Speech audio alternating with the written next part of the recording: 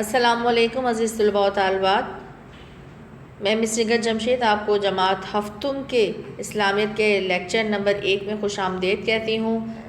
Lecture number 1 میں آج ہمارا عنوان ہے سبق دعا کی اہمیت۔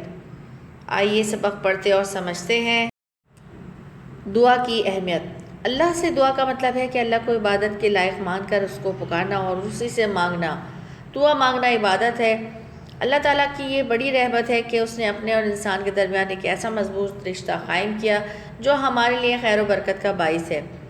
سورۃ الفاتحہ میں ارشاد ہے، اے اللہ ہم تیری ہی عبادت کریں اور تجھی سے مدد مانگیں۔ ہمیں جب بھی کوئی ضرورت پیش آتی ہے یا ہم بیمار ہوتے ہیں تو ہم اپنے رب کی بارگاہ میں دعا کرتے ہیں، بے شک وہ ہماری دعاؤں کو سننے والا اور ہماری حاجتوں کو پورا کرنے والا ہے۔ سورۃ النمل میں ارشاد ہوتا ہے، وہ کون ہے جو بے قرار شخص کی دعا قبول کرتا ہے جب وہ اسے پکارے اور تکلیف دور کرتا ہے۔ قرآن مجید میں ایک اور مقام پر ارشاد ہوتا ہے، سورۃ المومن کی آیت نمبر 60، مجھ سے دعا مانگو میں قبول کروں گا۔ احادیث مبارکہ میں دعا مانگنے کی بہت ترغیب دی گئی ہے۔ اللہ کے پیارے رسول صلی اللہ علیہ وآلہ وسلم کا فرمان ہے، اللہ کے نزدیک دعا سے زیادہ کسی چیز میں فضیلت نہیں ہے۔ آپ صلی اللہ علیہ وآلہ وسلم کا ارشاد ہے، دعا عبادت کا مغز ہے۔ اور آپ صلی اللہ علیہ وسلم نے ایک اور جگہ ارشاد فرمایا، کیا میں تمہیں وہ چیز نہ بتاؤں جو تمہیں دشمنوں سے نجات دلائے گی اور تمہارے رزق کو زیادہ کرے گی؟ تو سنو، تم اللہ سے دن رات عبادتیں کیا کرو کیونکہ دعا مومن کا ہتھیار ہے۔ حضرت ابو ہریرہ رضی اللہ تعالیٰ عنہ سے روایت ہے کہ نبی کریم صلی اللہ علیہ وآلہ وسلم نے فرمایا کہ جو شخص اللہ تعالیٰ سے دعا نہیں کرتا اللہ تعالیٰ سے ناراض ہوتا ہے۔ اللہ تعالیٰ سے جب بھی دعا کی جائے، اچھی دعا کی جائے۔ ایک بار آپ صلی اللہ علیہ وآلہ وسلم کسی مریض کی عیادت کے لیے تشریف لے گئے۔ آپ نے دیکھا کہ وہ شخص بہت ہی کمزور ہو چکا ہے۔ آپ نے اس سے ارشاد فرمایا کہ تم اللہ سے کوئی دعا کرتے تھے؟ اس نے کہا، جی ہاں، میں دعا کرتا تھا کہ اگر اللہ تو نے مجھے آخرت میں کوئی سزا دینی ہے تو وہ مجھے سزا دنیا میں ہی دے دے۔ اللہ کے نبی صلی اللہ علیہ وسلم نے ارشاد فرمایا، سبحان اللہ، تم اس کو برداشت کرنے کی طاقت نہیں رکھتے تو تم یہ دعا کیوں نہیں کرتے؟ پھر آپ صلی اللہ علیہ وسلم نے سورہ بقرہ کی آیت نمبر 201 سنائی، اے اللہ ہمیں دنیا میں بھی اچھائی عطا کر دے اور آخرت میں بھی بھلائی ادا کر دے اور ہم کو دوزخ کے عذاب سے بچا۔ پھر آپ صلی اللہ علیہ وسلم نے اس کے لیے دعا کی اور اس کو اللہ نے شفا عطا کی۔ اسی طرح صرف اور صرف دنیا میں نہیں دعا مانگنی چاہیے، ہمیں آخرت کے لیے بھی دعا مانگنی چاہیے۔ اللہ تعالیٰ نے قرآن مجید میں ایسے لوگوں کی تعریف فرمائی ہے جو اپنے لیے دنیا اور آخرت دونوں کی بھلائی مانگتے ہیں۔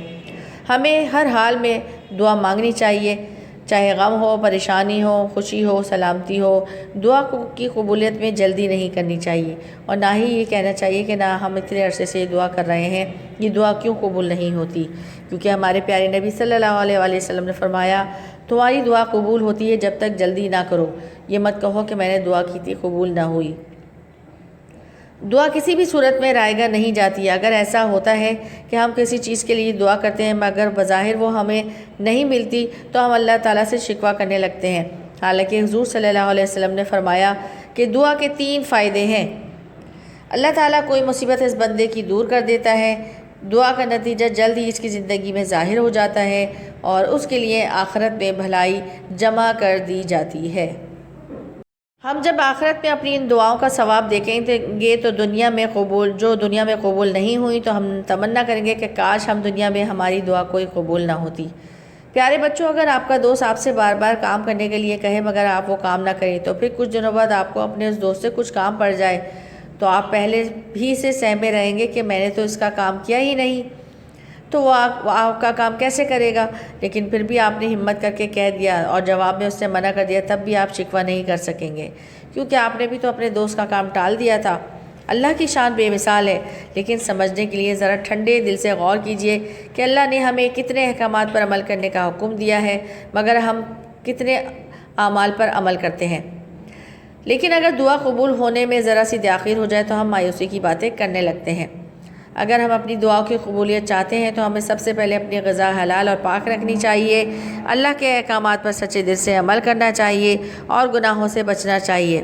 اپنی دعاؤں میں ہمیشہ اپنے گھر والوں، پڑوسیوں، دوستوں، رشتہ داروں سب کو یاد رکھنا چاہیے، اور جب ہم دوسروں کے لیے دعا کرتے ہیں تو فرشتے کہتے ہیں کہ اللہ اسے بھی یہ نعمت عطا کر۔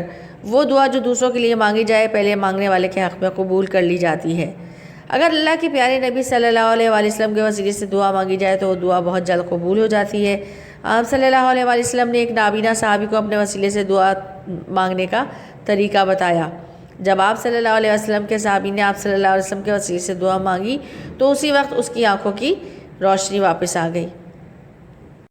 اللہ کے نیک بندوں سے دعا کروانی چاہیے۔ حضرت عمر کو رضی اللہ تعالیٰ عنہ کو نبی کریم صلی اللہ علیہ وسلم نے اپنی ظاہری حیات ہی میں یہ خبر دی کہ تمہارے پاس یمن سے قرن کا ایک شخص آئے گا، اس کا نام اویس بن عامر قرنی ہوگا، اور ان کے جسم پر 1 درہم کی مقدار کے برابر برص کی بیماری کا نشان ہوگا۔ وہ اپنی والدہ کی خدمت کرنے والے ہیں، اور وہ کسی بات پر قسم کھا لیں گے تو اللہ اس کو ضرور پورا کرے گا۔ اگر ہو سکے تو ان سے دعا کروانا۔ حضرت عمر کے زمانے میں وہ تشریف لائے۔ حضرت عمر نے انہیں پہچان لیا اور پھر ان سے دعائیں مغفرت کروائی۔ وہ دعا یہ ہے: الہی میں تجھ سے پناہ مانگتا ہوں اور تیرے نبی محمد صلی اللہ علیہ وآلہ وسلم کے وسیلے سے تیری طرف توجہ کرتا ہوں جو رحمت کرنے والے نبی ہیں۔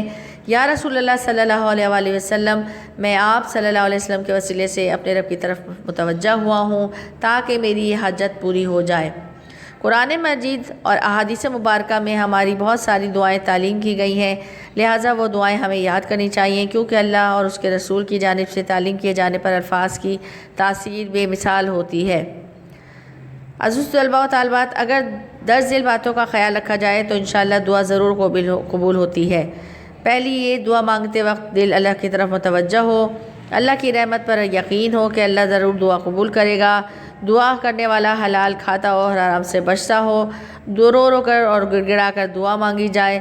دعا سے پہلے اور اس کے بعد اللہ کی حمد و ثنا اور درود پڑھا جائے۔ دعا کے آخر میں آمین کہے۔ دعا کے بعد دونوں ہاتھ چہرے پر پھیر لے۔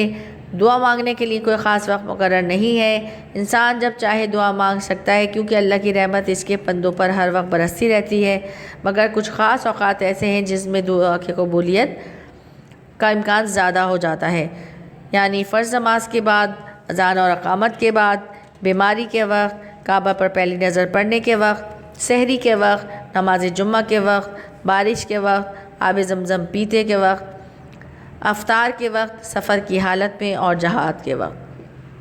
عزیز طلباء و طالبات، ہم نے آپ کو سبق دعا کی اہمیت بتفصیل پڑھایا اور سمجھایا۔ امید ہے آپ کو سمجھ آ گیا ہوگا۔ صفحہ نمبر 21 پر دی گئی مشق نمبر 1 جملے مکمل کرے کتاب سے کاپی میں کریں گے۔ اگلے لیکچر نمبر 2 تک کے لیے مجھے مس نگہت جمشید کو اجازت دیجیے۔ اللہ حافظ۔